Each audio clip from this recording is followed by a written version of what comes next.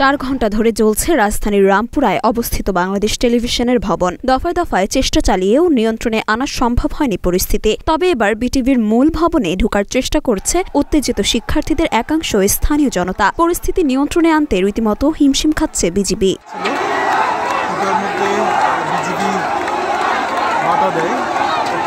বৃহস্পতিবার সন্ধ্যা 6:30টার দিকে রামপুরা বিটিভি ভবন এলাকায় এ চিত্র দেখা গেছে। এ সময় বিটিভির মূল গেটে হাজারো শিক্ষার্থী ও জনতাকে অবস্থান করতে দেখা গেছে।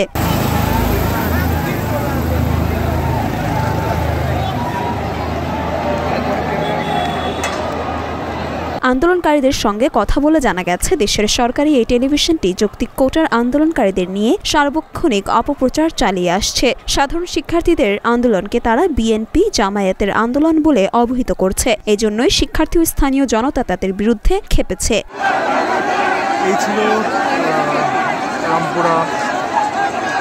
মরিয়ম মিম, ঢাকা পোস্ট।